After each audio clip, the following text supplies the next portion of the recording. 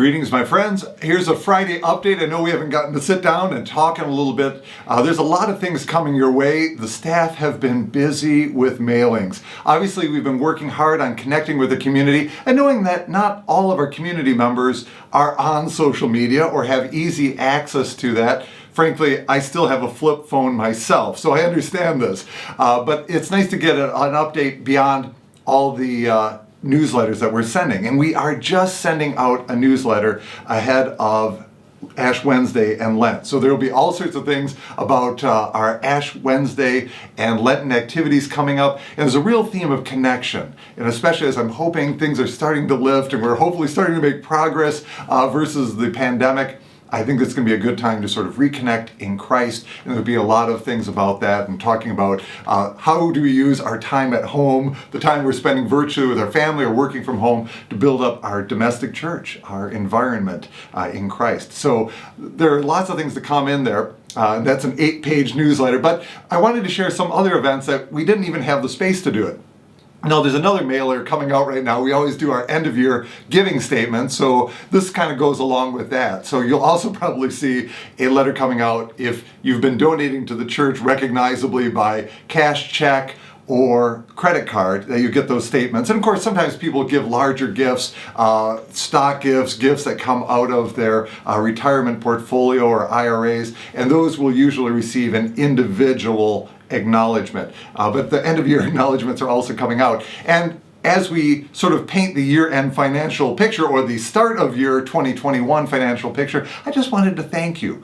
Thank you everybody for the generosity, for your Christmas generosity. Obviously, we had our Gift for Jesus campaign because when we budget for the year, we budget very large collections for Christmas and of course for Easter. No surprise. A lot of people come through the church at Christmas and Easter. However, not in a pandemic, not when we are limited to 25% capacity. We can't receive everybody, and not everybody gets to drop whatever they're going to drop in the collection basket. So we know we're going to take a hit on that. So that matched giving campaign, which we met, thank you, bless your generosity, that helped us to make our Christmas giving. Now, does that erase any of the, shall we say, the deficit in our regular offertory? No, not necessarily.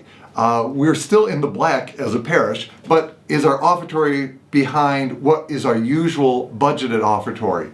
Yes, absolutely. So again, if you haven't given in a while, and for those who are at home and maybe you haven't been dropping by church regularly, even if you send something in, we would love that. Bless your generosity. Thank you for helping us to, again, be able to meet payroll, meet all of the day-to-day expenses of running a campus of this size, a school, campus ministry. All of those ministries depend on your regular support. But again, thank you for making our Christmas collection that helped us to not fall further behind our offertory on budget. So that was a huge gift.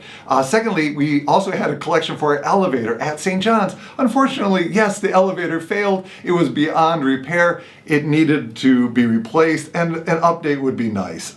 St. John's is all stairs, as you know. There's no easy way to get around. We need the elevator desperately, and this is probably not a bad year to fix an elevator because those are slow and time-consuming projects. And frankly, we would rather them get it right and be safe than do it in a rush. But we started the project. The supplies are ordered and on hand. Construction is going to begin in the coming weeks. And again, it'll take a good chunk of the spring to complete and to test and to safeguard. And of course, there are a number of checks and balances that come with those things. All our elevators have to be certified, etc., for use. So that's going to take its time. But thank you. You have helped us to pay for that by your donations and your pledges. So thank you again. If you've just made pledges, even if you haven't fulfilled those yet, thank you. That should be able to meet our goal and be able to pay for our elevator. Last thing, Witness to Hope, generosity. Thank you. People have been continuing their pledges. I know I've been working on my own pledges for the last couple of years for Witness to Hope. Thank you for your generosity. One last little thing to share, which was good news. As we receive those disbursements through the diocese each quarter, right? So people send in their pledges, their donations, and then every quarter the diocese parses out which parish gets which funds.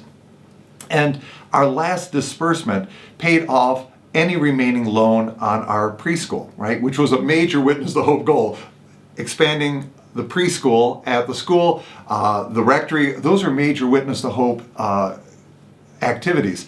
And so thank you. We are debt free. That's a beautiful thing. We've paid off the preschool loan, and now all the money that's coming in, we are working towards our next goal. What our next stated objective of Witness to Hope is replacing the HVAC, heating and ventilation, air conditioning, at St. John Church and Student Center. And we know that it gets, sometimes it's not hot enough in winter and it doesn't get cool enough in summer. And again, that system is old, it's antiquated, and it's starting to fail. And yes, we've known that for years. So this is a major project. I mean, this is a major expensive project, but all the Witness to Hope dollars that are now coming in allow us to prepare for that. And so that's going to be ramping up in the coming months as we, of course, we have to go through design specs and bidding processes and all those things. And so as the Witness to Hope dollars come in, that helps us to have the funds to kick it off and then hopefully pay it off by the time it is done. So again, thank you for your commitment to your pledges. It's making a difference.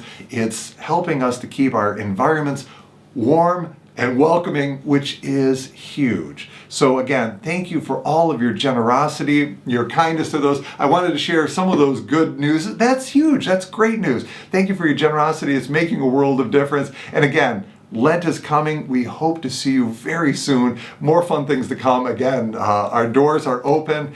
We are safe. We are keeping the place clean. We're hoping to have, again, a nice crowd for Ash Wednesday. It'll be here literally in 2 weeks, and we're excited to see you again, my friends, even in time for Ashes. May this be a beautiful time to gather in Christ this holy Lenten season coming. And again, bless you for all that you are doing to help fulfill that mission of connecting in Christ and to take care of the projects that need to be taken care of, right? So that the mission can continue. So God bless you. Thank you for this Friday update. Thank you for listening.